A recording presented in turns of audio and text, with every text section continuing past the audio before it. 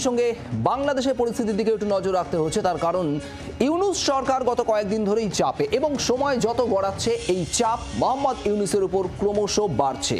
অন্তর্বর্তী সরকার বাংলাদেশের আর তার প্রধান উপদেষ্টা মোহাম্মদ ইউনূসের উপর ক্রমশ চাপ বাড়ছে, তার বিরুদ্ধে ক্ষোভ চরমে উঠছে। সরকারি কর্মচারী থেকে শিক্ষকরা পথে, আর আগামীকাল থেকে ভোটের দাবিতে পথে নামছে বিএনপি। দ্রুত নির্বাচন করতে হবে বাংলাদেশের দাবি এটাই। এই মুহূর্তে সবথেকে বড় রাজনৈতিক দল বিএনপি বাংলাদেশের, তাদের দাবি ভোট ডিসেম্বরের মধ্যেই করতে হবে।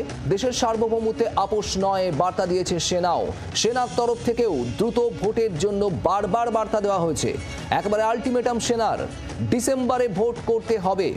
জুনে ভোটের পাল্টা সওয়াল করছেন মোহাম্মদ ইউনূস এবং তার উপদেষ্টারা, অর্থাৎ 2026-এর জুনের মধ্যে ভোটের কথা বলা হচ্ছে অন্তর্বর্তী সরকারের তরফে। যদিও এতটা অপেক্ষা কেন, কি কারণে, তার ব্যাখ্যা খুঁজে পাচ্ছে না বাংলাদেশের মানুষ। তাহলে কি গদি আঁকড়ে রাখতেই বারবার যে কোনো উপায় নির্বাচনকে পিছিয়ে দেওয়ার চেষ্টা মোহাম্মদ ইউনূসের?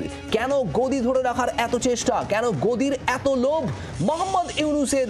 প্রশ্ন উঠছে, আর সেই প্রশ্ন ক্রমশ জোরালো হচ্ছে ঢাকায়। বাংলাদেশের সর্বত্রই এই দাবি। একাধিক রাজনৈতিক দল তারা দাবি জানাচ্ছেন নির্বাচন হোক, গোটা দেশে নির্বাচিত সরকার, জনতার ভোটে নির্বাচিত সরকার ক্ষমতায় আসুক। তার কারণ দেশের গুরুত্বপূর্ণ সিদ্ধান্ত নেওয়ার ক্ষেত্রে জনতার রায় নিয়ে আসা সরকার থাকা দরকার। এই অন্তর্বর্তী সরকার, মোহাম্মদ ইউনূসের সরকার, তারা নির্বাচনের দিনক্ষণ ঘোষণা করুক, এমনটাই দাবি ক্রমশ জোরালো হচ্ছে গোটা বাংলাদেশে।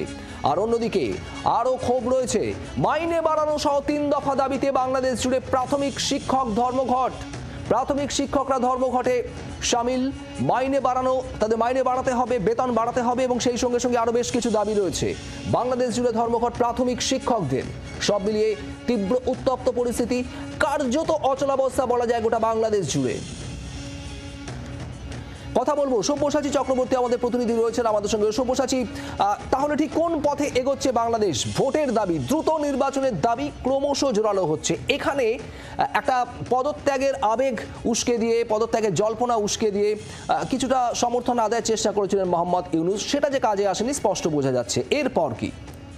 দেখো, এতে কোনো কাজে আসেনি। চতুর্মুখী চাপ বলা চলে।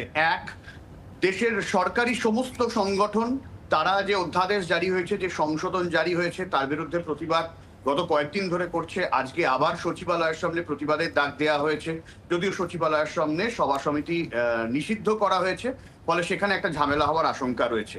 দুই, প্রাথমিক শিক্ষক যারা রয়েছেন তারা অন্তত বেতন বৃদ্ধি সহ 3 দফা দাবিতে আজকে গোটা দেশ জুড়ে তাদের ধর্মঘট চলছে।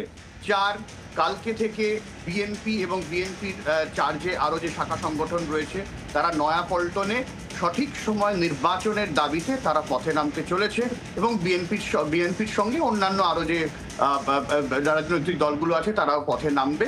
ফলে রাজনৈতিকভাবেও চাপ হচ্ছে। এবং চার, অবশ্যই সেনার তরফ থেকে, গতকাল সেনার তরফ থেকে একটি প্রেস ব্রিফিং করা হয়েছে, সেখানে রাখাইনে মানব করিডর সহ একগুচ্ছ ইস্যুতে সেনার অবস্থান স্পষ্ট করে দেওয়া হয়েছে। আজকে নিরাপত্তা উপদেষ্টা ইউনূস সরকারের, তিনি কাতার যাচ্ছেন।